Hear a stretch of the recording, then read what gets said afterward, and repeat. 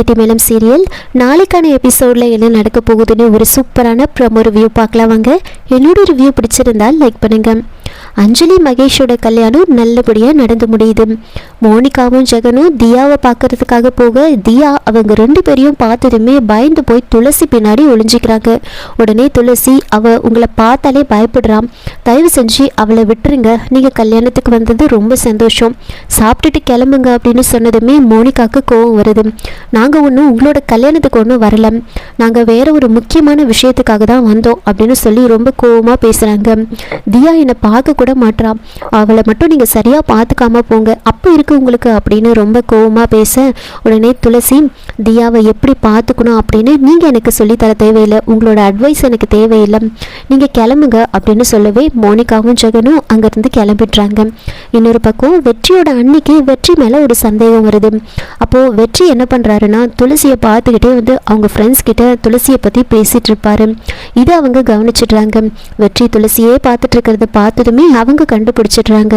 வெற்றி, இப்போதான் எனக்கு புரியுது நீ எதுக்காக இந்த கல்யாணத்துக்கு வந்த, ஏன் இவ்வளோ ஆர்வமாக இருக்குன்னு இப்போதான் எனக்கு புரிஞ்சுது அப்படின்னு யோசிச்சுக்கிட்டு நேராக துளசி கிட்ட பேசலான்னு போகிறாங்க. அவங்களே இன்ட்ரடியூஸ் பண்ணிக்கிறாங்க. நான் தீபாவோட அண்ணின்னு சொல்லி அவங்களோட பேரை சொல்லி இன்ட்ரடியூஸ் பண்ணிவிட்டு அங்கே துளசியோட பேரையும் கேட்குறாங்க.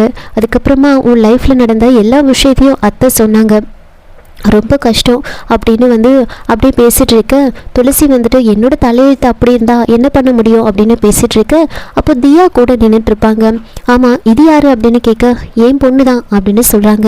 உடனே அவங்க புரிஞ்சுக்கிட்டு யாரோ பெத்த பொண்ணை நீங்கள் உங்களோட பொண்ணு மாதிரி பார்த்துக்கிறீங்களே, உண்மையாகவே உங்களுக்கு ரொம்ப நல்ல மனசு தான், கண்டிப்பாக நீங்கள் நல்லா இருப்பீங்க அப்படின்லாம் பேசிட்டு அப்படியே துளசிக்கிட்ட ஒரு சில விஷயத்தெல்லாம் கேட்குறாங்க.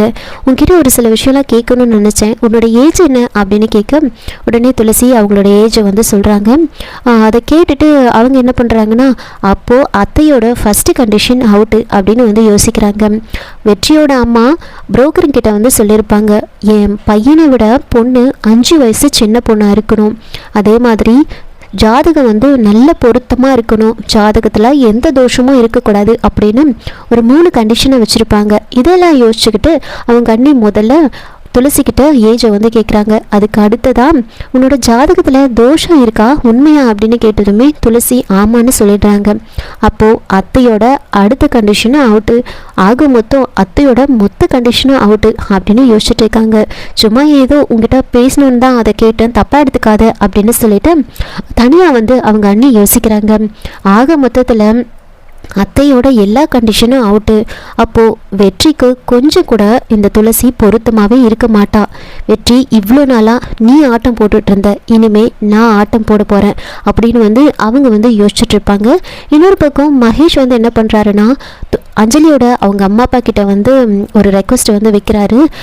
எங்கள் வீட்டில் பெரியவங்கன்னு யாரும் இல்லை, உங்களை அங்கே வெல்கம் பண்ணுறதுக்கோ உங்களை கவனிச்சுக்கிறதுக்கோ அங்கே யாருமே கிடையாது, அதனால் நீங்கள் தப்பாக எடுத்துக்கலைன்னா நானும் அஞ்சலியுமே வீட்டுக்கு போயிடுறோம், நீங்கள் யாரும் கூட வர வேண்டாம் அப்படின்னு அவங்கக்கிட்ட ரெக்வஸ்ட் பண்ணி கேட்குறாங்க.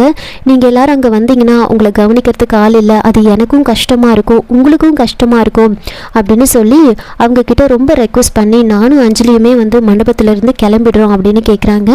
இதோட இந்த ப்ரோமோ முடிச்சிருக்காங்க. என்னோட ரிவ்யூ பிடிச்சிருந்தா லைக் பண்ணுங்கள், மறக்காமல் சப்ஸ்கிரைப் பண்ணுங்கள். தேங்க்யூ.